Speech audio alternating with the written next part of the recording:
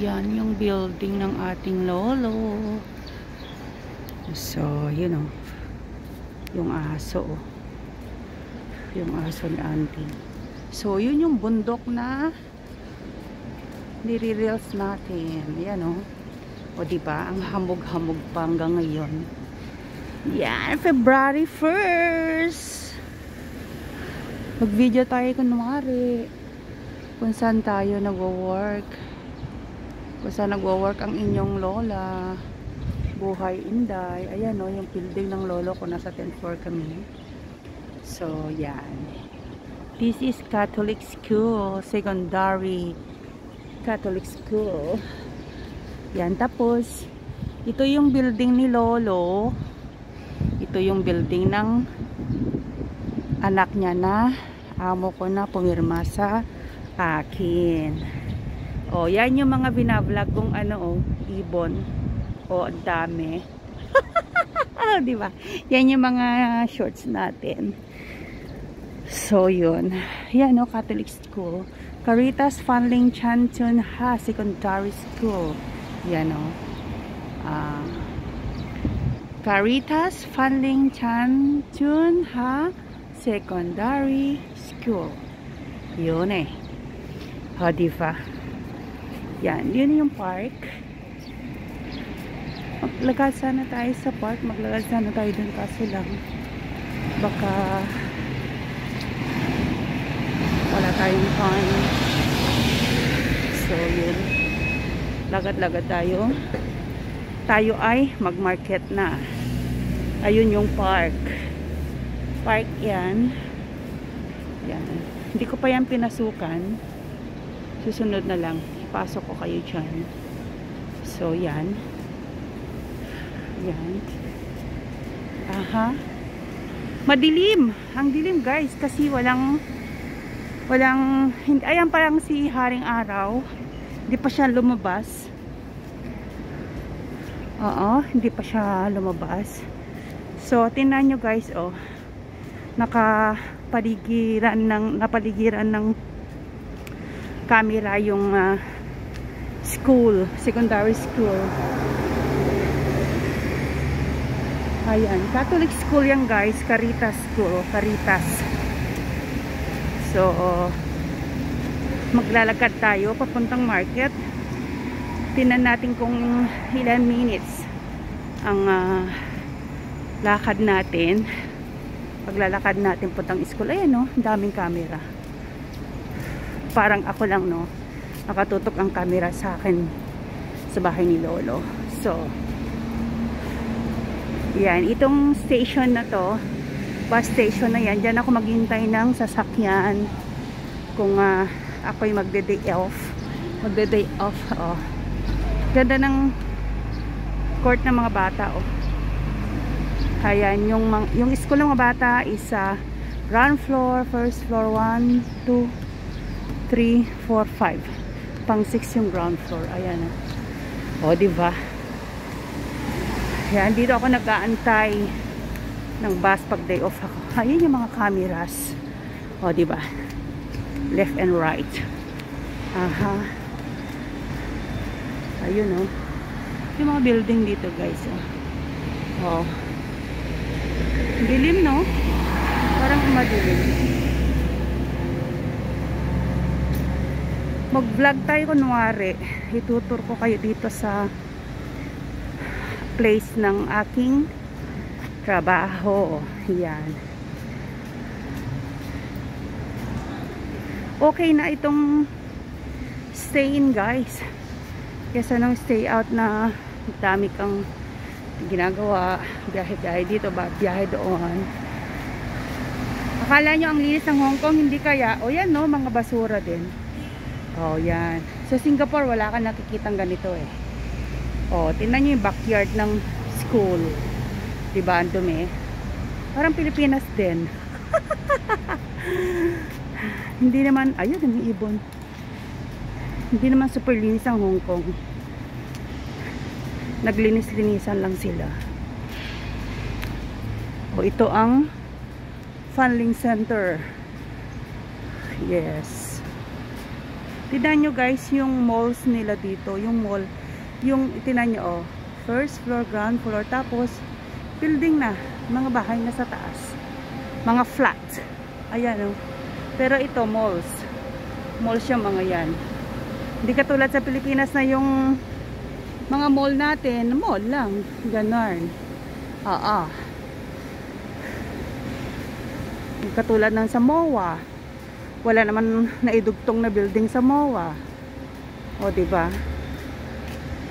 Dito kasi sa Hong Kong, hindi sila nagbe-waste ng space. Kasi ang liit-liit ng Hong Kong. Pagsamahin niyo yung Caloocan, buong Caloocan, at saka buong Quezon City. Yan lang ang kabuuan ng Hong Kong. So, tingnan nyo guys, oh. Malls yan. Yes. Tapos building na. Mga flat na mga nilalang ang nakatira. O yan o. Tapos sa mga first floor, ginagawa nilang school. Kindergarten school. Ayan o, kindergarten school yan.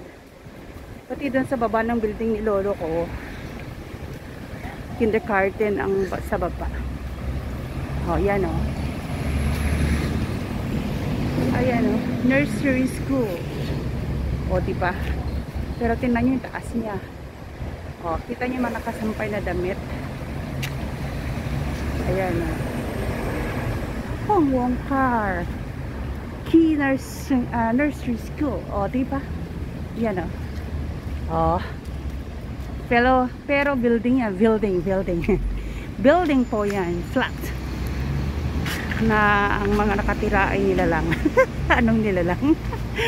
Ay, nako. Oh, tulad yan. Oh. Yan ang pinakamalaking center nila. Mall. Funling center. Ito. Very convenient dito guys. May footbridge. May subways. Kaya lang, madumi lang din. Oh. Kala nyo super linis ng Hong Kong. Hindi. Kaya nga nagkaroon ng SARS dito noon eh. Hindi nila naagapan agad ang SARS noong 2003, yung pandemic noong 2003. Dami kinamatay dito dahil sa SARS.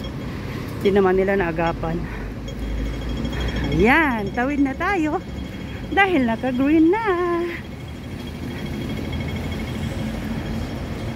Yun o. O, diba? So, let's go to the market. Ayun o. O, diba?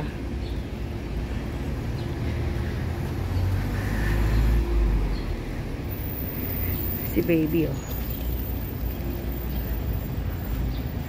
Ganyan yung tinakbo ko guys. Mula dun sa building ni lolo hanggang sa market. Pakita ko sa inyo yung bread shop kung saan ko. So ayan guys, dito na tayo. Naputol yung kanina. Yan, daling ko kayo doon sa shop. Papasok na tayo sa market. Daling ko kayo doon sa shop kung saan natin nakalimutan yung Samsung. Yan, gamit natin si Samsung ngayon, iniwan natin sa iPhone. Ayoko na magdalawang cellphone, magdala ng dalawang cellphone. So, yung binavlog ko sa shorts ni Kuya at ng shorts ko, ito oh, yung restaurant. Oh, dito yung restaurant. Ayan yung mga ano oh, yung mga lobsters. At saka yung mga, ayan, yung lapu-lapu. Ayan yung mga long lobsters. At saka yung oyster. So, ayan. Punta tayo sa market. Ito mall, ito guys, mall. Itong dinadaanan natin is mall. Ayan o. Mall ito. And then, yan. So, imagine nyo na lang. 10 minutes yung tinakbo ko guys. 10 minutes. Pero ginawa ko lang yun 5 minutes. Kung lakarin natin, 10 minutes. Ito yung bake shop. So, yan. Yan si bake shop. Oo. So, doon natin pinatong. Yan o.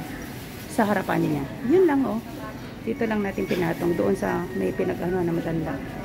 Dito natin. Diyan natin siya pinatong. Then, Kita siya sa monitoring nila. Yan, kasi marami silang camera sa loob. Ayan. O, diba? Yan tayo bibili mamaya ng tinapay. O, doon. Ito yung bake shop. Kung saan natin nakalimutan si Samsung. Ayan yung mga camera nila yun. Dami nilang monitoring. Buti na lang nakita agad. Yan. So, let's go to the market. Ito naman fast food. Ayan, linya ng mga fast food. So, tingin tayo ng isda. Unahin natin tinan ang isda. Ang daily routine ko guys sa market is palagi ko tinitinan ang isda. Magmamonitor ako ng isda kung fresh at mura, bilhin natin agad. O yan. Ito favorite ni Lolo. Bilhin natin ito mamaya. Yes, tsaka to. So yan, yan.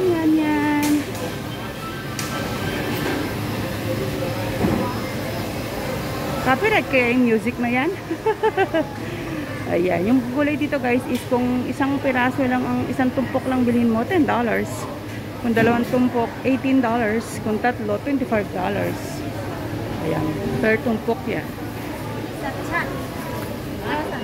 Dasal. Suki ko kasi yun. O yan. Ito yung mga balls. O diba? Yan, focus natin para makita nyo. Oh, yan. Ayan, oh. O, diba? Aha. Meron na kayang taho? Ah, wala pang taho. Tingnan natin kung may taho na. Kasi dito ako bumibili palagi, guys, ng taho. Ayan, wala pa. Ayan, wala pa. Ayan ang presyo ng taho. Ayan. Kung maliit lang yung bilhin mo, $6. Ayan, palagi kong binibili. Siyempre, $8 para malaki. O, diba? So, yan, o. Yung mga balls nila. Masarap ito, guys, sa panahon ngayon kasi oras ng hot pot. Panahon ng hot pot. So, yan. Lahat yan nilalagay sa hot pot. Kung sa inyo, sangyup ba? Sangyup, anong tawag doon? O, yun na yun. Oo. Yan. Alam nyo, nagagalit sila sa akin dito, guys. Alam nyo kung bakit? Yung isang hiwa niyan, yung tofu na yan. Tofu. Ano ba yung tofu sa Tagalog? Ano na ba? Yung tokwa. Yung tokwa na yan. Yung isang gilit niyan is $6. So, ito, dalawang piraso na yan, $12. Pag isang slice ng bilhin mo, $6. Nainis sila sa akin kasi syempre marami bumibili. Hinihingi ko yung resibo. Huwi ako na resibo, $6. Sabi nila, Kao Jawa, $6 lang papalista mo. Syempre, sabi ko, bibigay ko sa lolo ko yan. Tatanungin ko, ano to? Sabihin ko, tofu. O, diba? Ito yung mga orchids. O, yan. Titigan nyo na ng mabuti. O, ito. O, diba? Oh, ganda no. Ito yung nilalagay ko sa reels. Ayan. Ayan yung mga nasa reels. Okay. Babush. Ayan siya. Ang mahal-mahal kaya yan, guys. Isang piraso lang ito lang ha. Isang piraso ha. $68. Oh, tapos ito, dalawa yung sanga niya. $88. Oh, diba? Ito naman $128.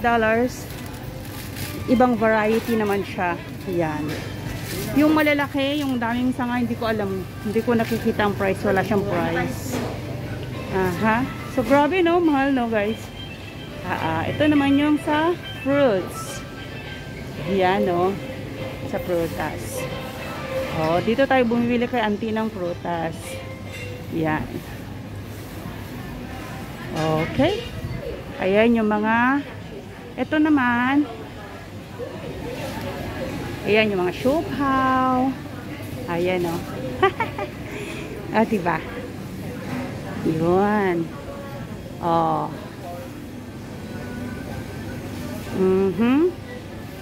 Yan. Sa loob ito ng market, guys. Parang nasa Cubao tayo sa market. Ano po ang farmer's market. Ayan. O, ito oh. Oh. Oh, yan oh. Oh, yan ang price. Oh, tingnan niyo yung lechon nila, guys. Yung lechon na yan, isang buwan lang yan. Isang buwan. Sa atin, inaantay natin ng 3 months. Yung kutsinilyo nga ni, ni Martin, ano ba yan? Si Marvin. Ano na nga ba, apelyido ni Marvin? Yung kutsinilyo nga niya, isang buwan nga lang doon yun eh. Yung biik na yun. Oh, nakakuha tayo na magkakataon. Bakit ngayon lang ako nag-vlog dito? 3 months ako dito. Oh, diba? Ito yung mga dumplings. Ayan oh, mga dumplings. Hindi ako bumibili ng dumplings na ready-made, guys. Kasi marunong akong gagawa. Ayan oh. Ganyan nila pine-prepare. Yes. Ha? Diba? Oh, dito naman tayo sa bread shop.